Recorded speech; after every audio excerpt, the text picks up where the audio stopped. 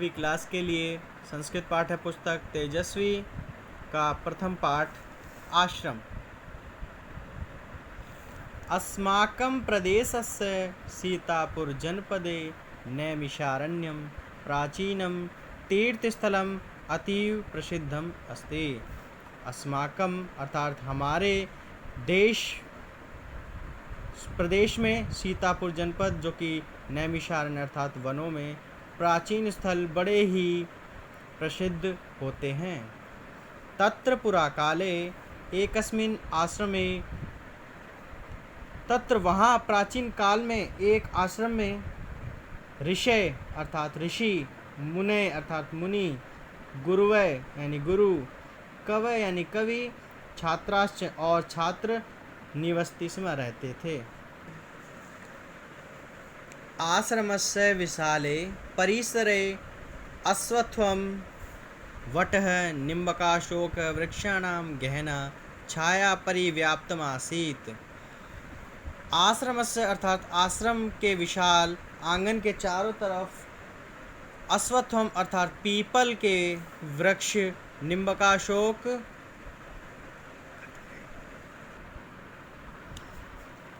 आश्रम के विशाल परिसर के चारों तरफ पीपल के वृक्ष, नीम के और अशोक के वृक्ष गहरी छाया से शोभायमान हैं। तत्र फलशालीन आम्रलक पनस पेरु वृक्ष अपि विपुला आसन। वहाँ फलों से आच्छादित आंवले के, कटहल के, अमरूद के भी वृक्ष बहुत सारे थे। अभिवृक्षे तत्र पर्यावरणम अत्यंतम शुद्धमासीत और ये वृक्ष पर्यावरण को अत्यंत रूप से शुद्ध करते हैं। येन शीतला वायवः मंदम मंदम निरंतरम वहति स्म और यहाँ शीतल वायु धीमी धीमी गति से निरंतर बहती रहती थी। काले काले च मेघ वर्षन्ति स्म और समय समय पर वर्षा होती रहती थी। बंद कर।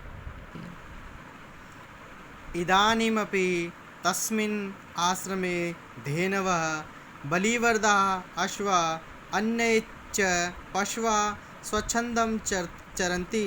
वृक्षेषु कपीनां कूर्दनं, चटकानां कूजनं, मयूराणां नर्तनं च दर्शकेभ्यः आनंदम ददाति। यहाँ आश्रम में धेनु अर्थात गाय, बलिवर्दा, बैल, अश्व, घोड़े आदि पशु यहाँ पर स्वच्छंद अर्थात आज़ादी से स्वतंत्र रूप से चरते थे। वृक्षेषु कपीनाम कूर्दनम वृक्षों पर कपीनाम अर्थात बंदर कूदते रहते थे। चटकानाम कुंजनम चिड़िया गूंजती रहती थी। मयूराणाम नृत्यनम मोर नाचते रहते थे। च दर्शके भय और दर्शक इसको देखकर आनंदित होते रहते थे। तस्य आश्रमस्य समीपे गोमती नदी प्रवहति। तस्याः निर्मलं जलं सर्वे आश्रमवासीन् पिबन्ति स्म। आश्रमे पशवः पक्षिणश्च विरोधं विहाय एकस्मिन् घटे पानीयानं पिबन्ति स्म। एकत्र वसन्ति स्म, तत्रैव खादन्ति स्म च।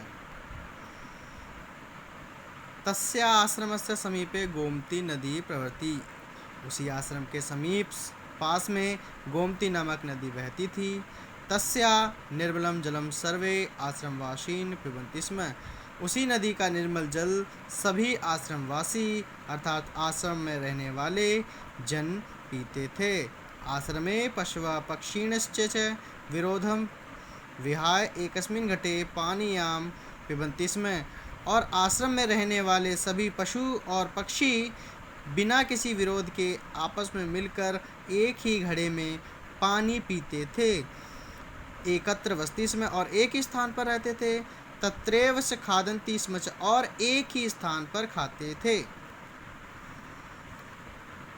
तस्मिन् आश्रमे पाठशालायां बालकः बालिकाश्च सहसेव पठन् तत्र छात्राणां कृते एते नियम आसन प्रातः सूर्योदयात् पूर्वम् उत्थातव्यं, नद्यां स्नानं कर्तव्यं, संध्यावन्दनं करणीयम्, ईश्वरनमनीय सहसेव खादनीयं, तत्र पठनाय कक्षायां गन्तव्यम्।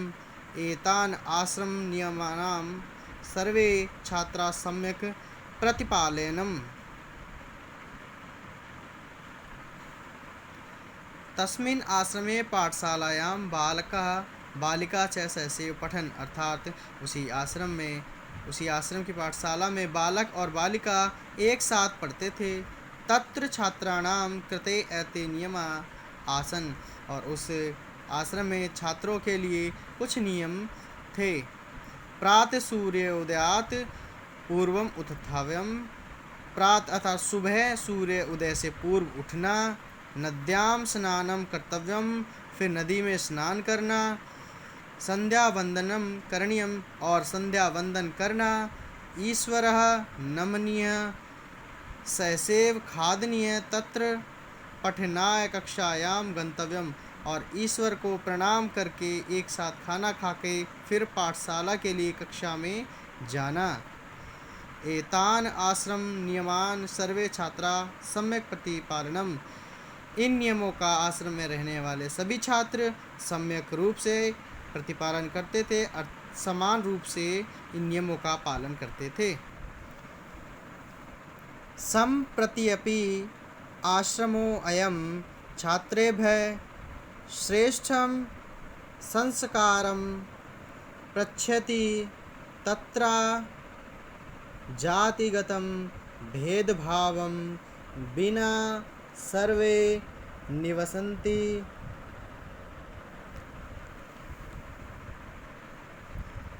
स्वास्थ्य संवर्धनाय तत्र व्यायामस्य, योगस्य, प्राकृतिकचिकित्सास्य च शिक्षणं प्रचलति।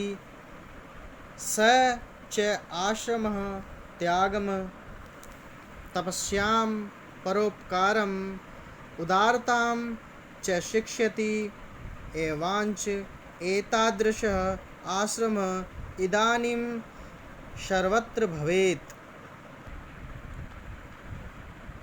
सम्प्रत्यपि अर्थात इस समय भी, आश्रमो वयम अर्थात आश्रम में, छात्र श्रेष्ठम अर्थात अच्छे संस्कार प्रयच्छति प्राप्त करते हैं। तत्र जातिगतं भेदभावं बिना सर्वे निवसन्ति, और यहाँ जाति भाव भेदभाव के बिना सभी छात्र एक साथ रहते थे। स्वास्थ्य संवर्धनाय तत्र व्यायामस्य, स्वास्थ्य की अर्थात अच्छे स्वास्थ्य की के लिए यहाँ व्यायाम की व्यवस्था। योगस्य प्राकृतिक चिकित्सास्यां च, और योग के रूप में प्राकृतिक चिकित्सा शिक्षणम अर्थात शिक्षा भी प्रचलित थी। स च आश्रम त्यागम, तपस्यां, परोपकारम, उदारतां च शिक्षति, और ऐसे आश्रम त्याग, तपस्या और परोपकार और उदारता के लिए शिक्षा देते थे। एवाच एतादृश आश्रम इदानीं सर्वत्र भवेत्, और ऐसे आश्रम आज सभी जगह होने चाहिए।